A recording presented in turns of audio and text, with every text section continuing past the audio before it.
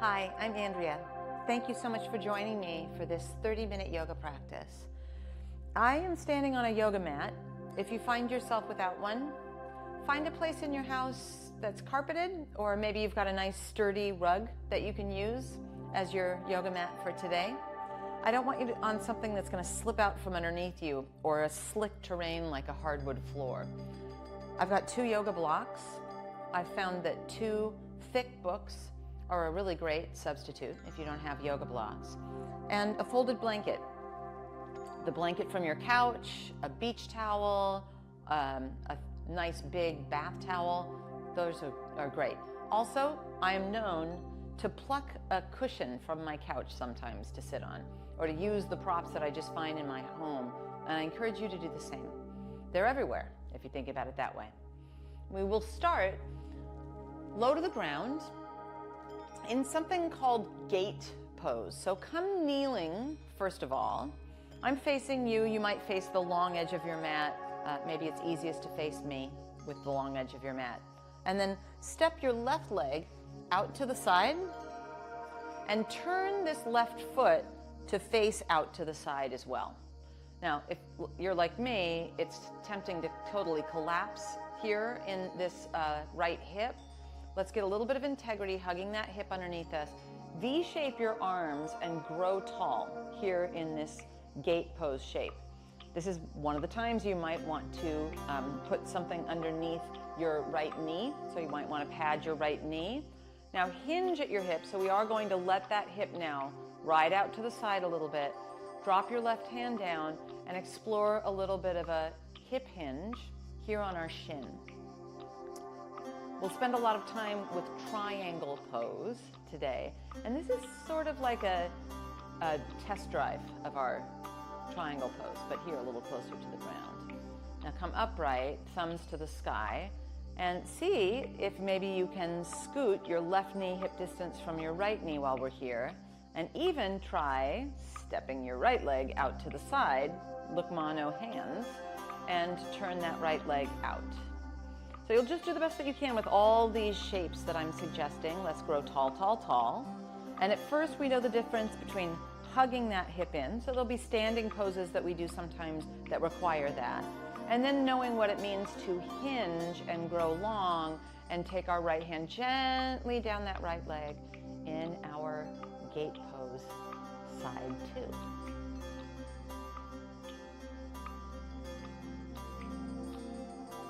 Bring yourself upright. Maybe you can do this with no hands once again. Right knee next to left knee. And then just take your arms alongside you. We're kneeling. If you need padding, you can take your padding into the mix. Often we stand in a mountain pose, and you could think of us standing in a mountain pose, but here on our shins. Your palms are turned out. There's a seeming string in the crown of our head growing us tall. We'll head back to the right. However, we're standing our left leg out to the side, and we're lining up right hand, right knee, left foot on a straight line. You could think of it as the middle line of your mat. Take your left hand on your hip. What I want us to be careful of is that we don't collapse into this right shoulder. So press into your right arm, get some space between your right shoulder and your right ear.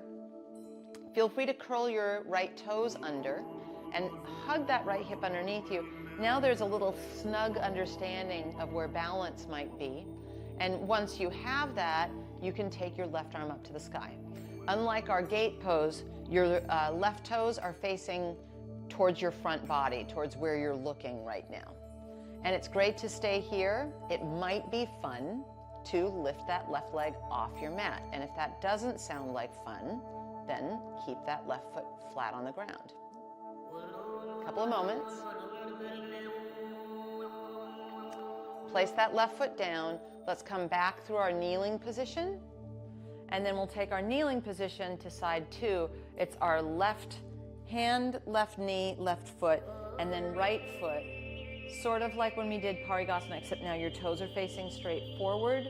We want to make sure that we're oomping into our left arm now, so we're not collapsing into that shoulder. And we're hugging our left hip underneath us, which is very helpful to balance. Remember, you can keep this right hand on your hip the whole time.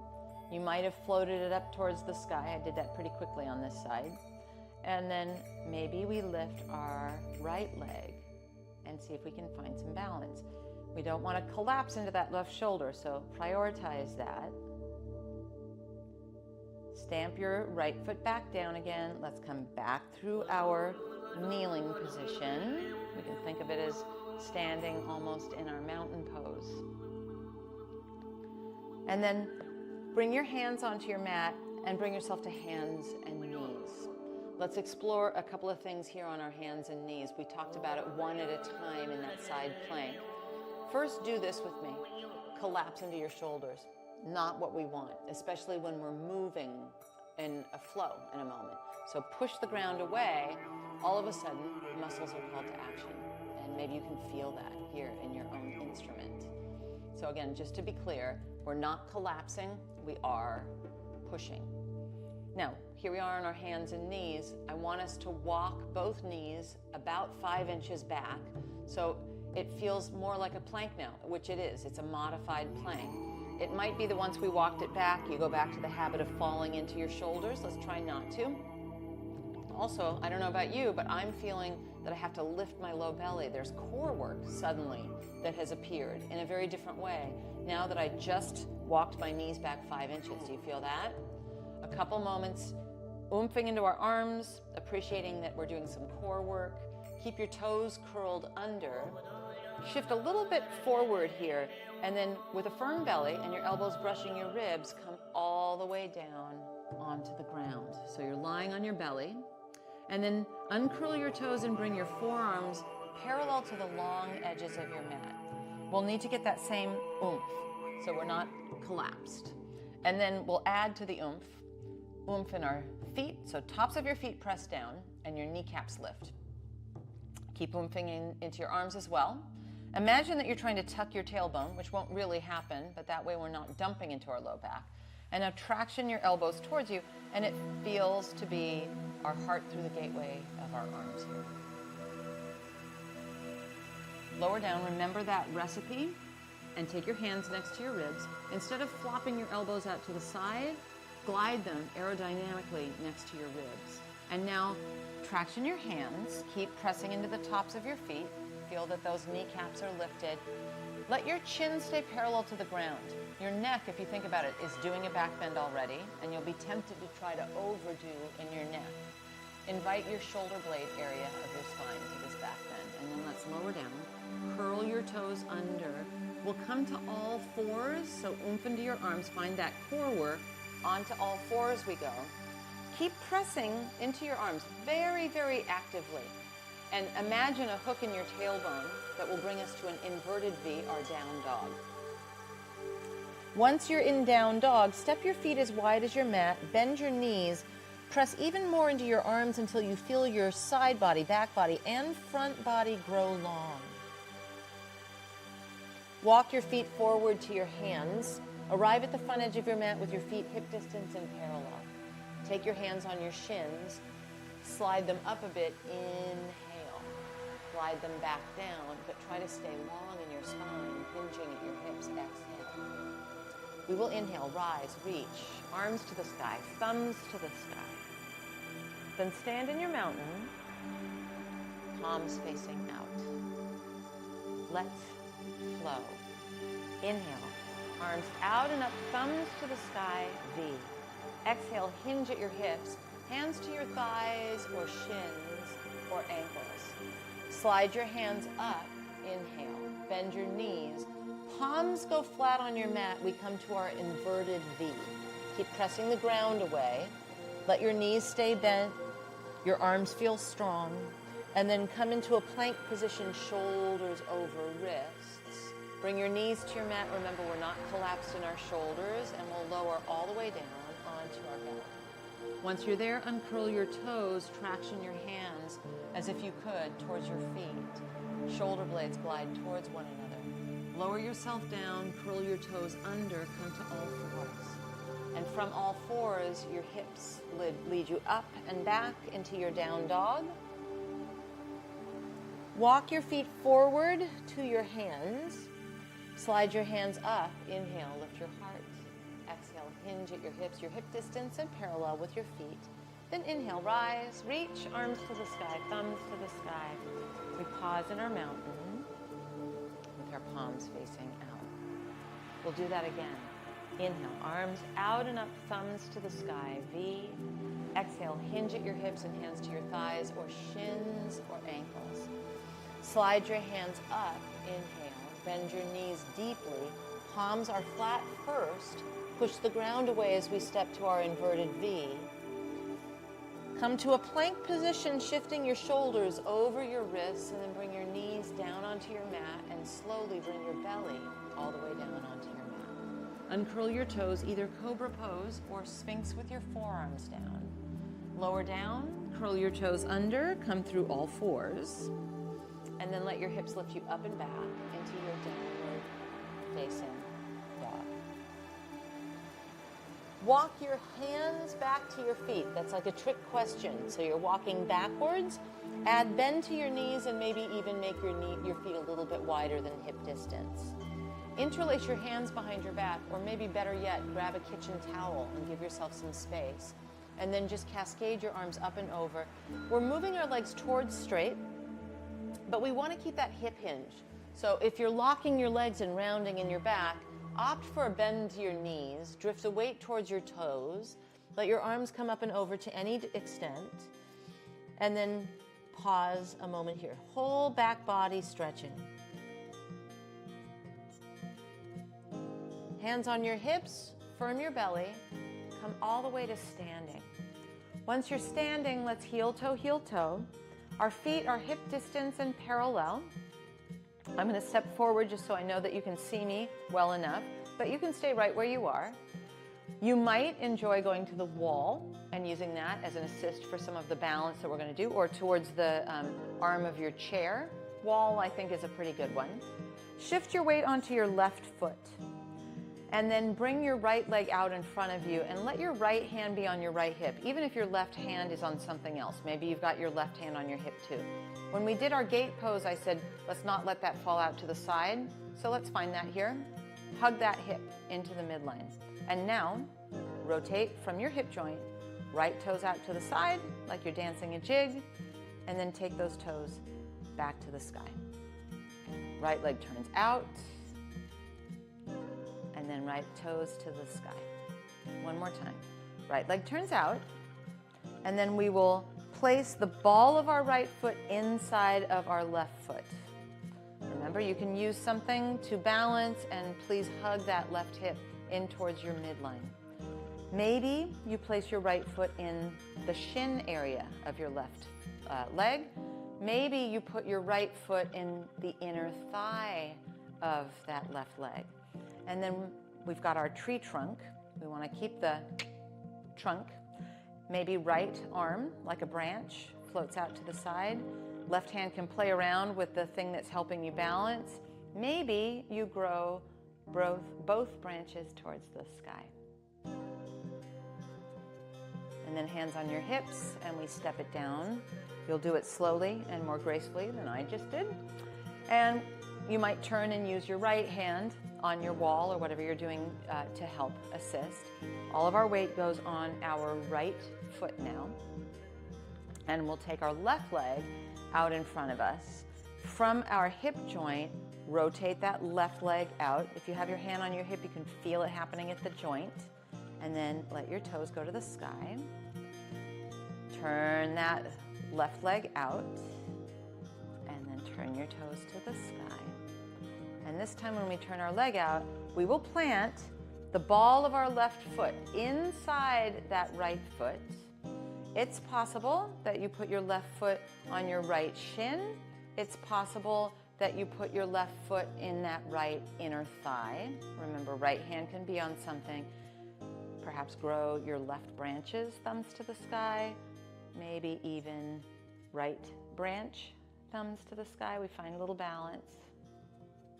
Make sure you breathe. And then Hands to your hips or one hand on your hip. We'll step it down.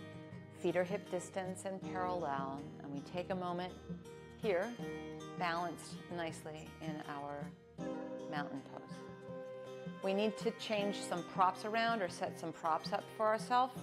So find your 2 books or blocks and place those off the long edge of your mat, but very much within reach.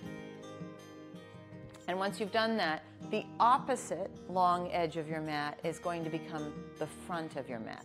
So we've got those behind us, arms wide out to the side, step wide so that your ankles are underneath your wrists, and then turn your right leg out so that your right foot is facing the short edge of your mat, and cheat this left heel back at a 45-degree angle.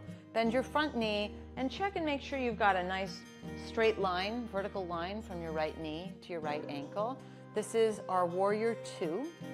It lives in the same family as triangle, sort of, but it has a bent front leg. And it definitely lives in the same family as the tree pose we just did. If you think about it, the same activity in this right hip is happening as moments ago when we did our lifted leg in our tree. Now take your right forearm across your thigh and take your left arm up to the sky. And we don't want to crumble and round. So karate chop, feel that hip hug underneath you, the way that we needed to find balance when we did this on our shin earlier in a side plank option. And then come upright, Warrior 2, and we'll straighten our front leg, turn all of our toes to face the long edge of our mat, and rotate from our left hip so that our left foot's facing the short edge of our mat. Cheat our right heel back, arms wide out to the side, and we bend our front knee. It should be pretty good alignment. We were just here moments ago, but always good to check on that vertical line from your left knee to your left ankle. And then we'll take our left forearm across that thigh and karate chop, hugging that left hip underneath us, making some space between our shoulder and our ear, actually growing a little bit of information for our triangle in a moment. Everything we've done up to this point actually has a little something to do with our triangle pose. And then we'll come upright in Warrior 2 and straighten our front leg. All toes face the long edge. Right leg turns out. Left heel cheats back. Now, we're not going to side bend. We will find that hinge like we did in our gate pose. So lift your left hip, feel a karate chop happen in that right hip, reach way out with your right hand, and now we find our block, or maybe it's a book. On the outside of that right foot, left arm to the sky, and our straight front leg, press that right big toe mound down. Let it feel like muscles are called to action here. We're not folding and rounding in this pose either, so right hip hugging underneath us. Inner upper arms spin away from one another. Option to stay just like this, right where we are. Or possibly take your left hand on your hip, much like we did in a side plank. Look down and move this block a foot in front of your right pinky toe, and see if you can't lift that left leg back behind you. Maybe even left arm towards the sky. You can stay in triangle the whole time instead. Bring your left hand onto your hip, step it back, triangle pose. Maybe that's where you've been all the while. Take a look down, bend your front knee, move your prop off the side, Warrior 2 for a brief moment, and then straighten your front leg and turn all your toes forward. Rotate at your left hip, left foot faces the short edge of our mat, right heel cheats back, and with our arms wide out to the side, we're not side bending, we're hinging, reaching way out with our left hand, finding our block outside of that left foot, and then spinning inner upper arms away from each other. Educating our front straight leg by pressing our left big toe mound into the ground and feeling the muscles called to action.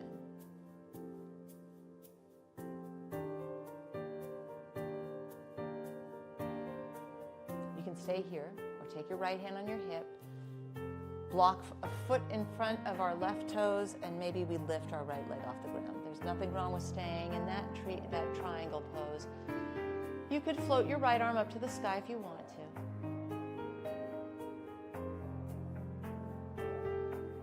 Take a look down, step it back, maybe with your hand on your hip, triangle. From triangle, our dismount will be take a look down, bend your front knee, move your props, come up to warrior two, and then straighten that front leg. Turn all toes to face the long edge of your mat. Heel toe, heel toe. Let's move props once again. So take the block that is farthest from the short front edge of your mat, and now position them both on either side of your mat, but using this short edge as the front. Our feet are hip distance and parallel. Inhale, arms out and up, thumbs to the sky, V. Exhale, hinge at your hips, hands to your thighs or shins or ankles. Glide your hands up, inhale. This time we will grab our two blocks, position them on either side, and step our left foot back. Heel toe your right foot to the right, so you've got some sideways space. We're in a pyramid pose, but pyramid pose affords us the opportunity to meet another triangle, twisting triangle. Keep your left hand on your block, probably right inside of that right foot. You can bring it close to the foot, but it can also be farther away. Hug that right hip in, and now twist to your right arm up to the sky. Couple moments here.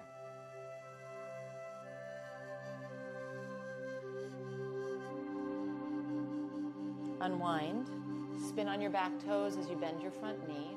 Use your blocks to step your left foot forward and then to step your right foot back. Heel toe that left foot to the left, back foot, right foot is flat, and we straighten our legs as best we can. They don't need to get totally straight, especially if that gets us in that rounding and struggling mode. That's not where we want to go with this. Right hand will stay on your block. Left hip is hugging underneath you, and then left arm up to the sky as we spin and twist and breathe. Twisting triangle.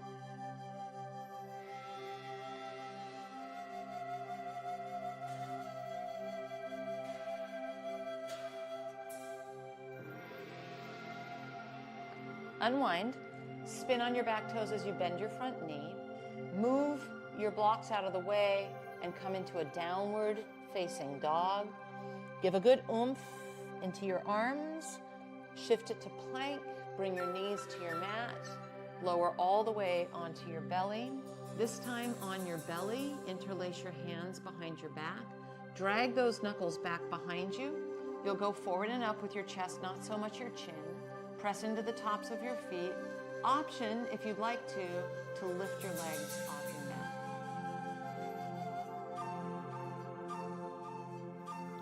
Lower down, roll onto your back, and once you're on your back, bend your knees, place your feet hip distance on your mat.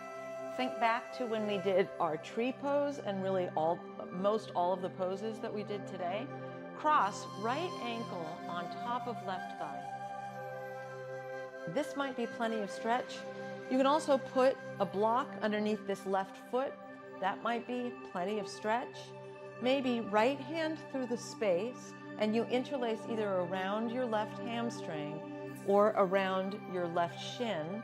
And a block or a cushion under your head might be the perfect final touch as we snuggle into 1 full minute of silence in a hip stretch.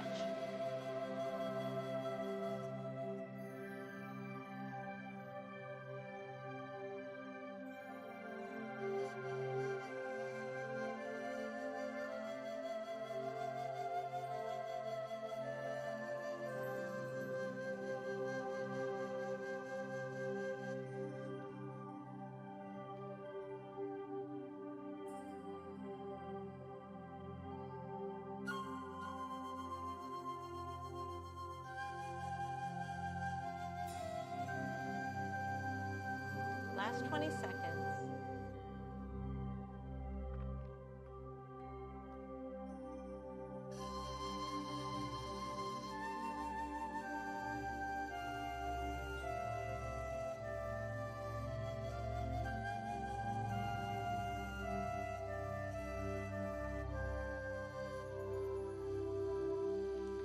If you have the interlace, slide it out, put your left foot on the ground.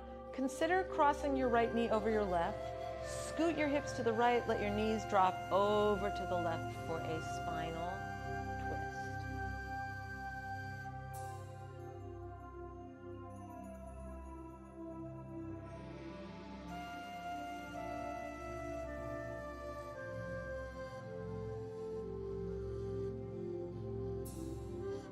Come down the middle, place your feet flat on your mat. This time left ankle on top of right thigh. Maybe you've got a block underneath there. Perhaps you thread the needle and interlace either around the hamstring or around the shin. Remember, a pillow or a block or book under your head might be helpful. And then 1 minute of silence here.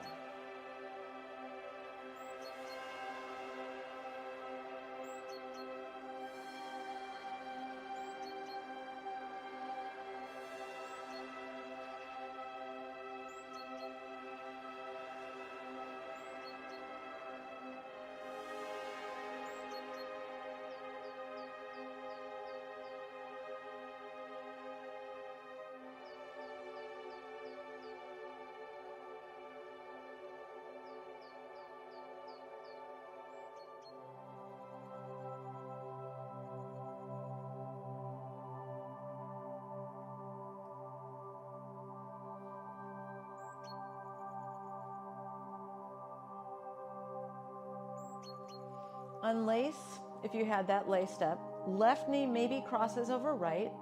Pick your hips up, scoot them to the left, and let your knees drop over to the right. And we have a supine, meaning lying down, twist.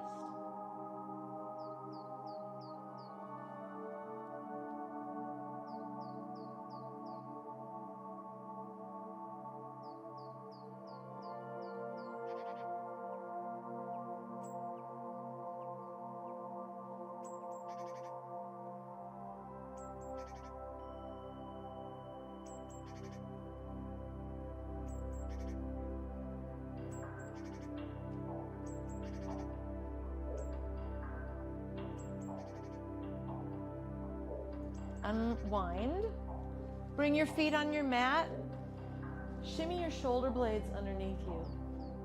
Either knock your knees together and stay like this, or extend one leg straight and then the other leg straight. Feel free to cover your eyes, close your eyes, cover your body. But it is 2 minutes in our Shavasana final meditation.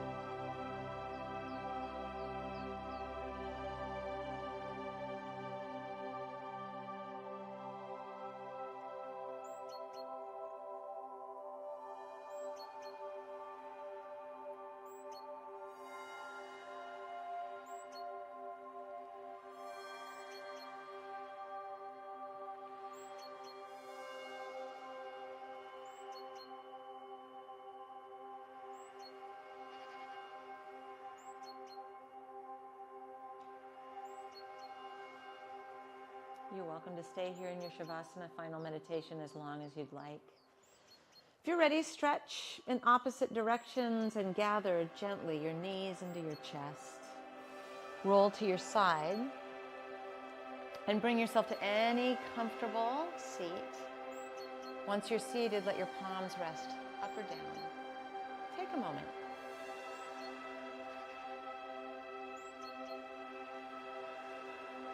You did it. You traveled through Triangle Land. I'm Andrea. Thank you so much for practicing with me. I look forward to us doing this again together soon.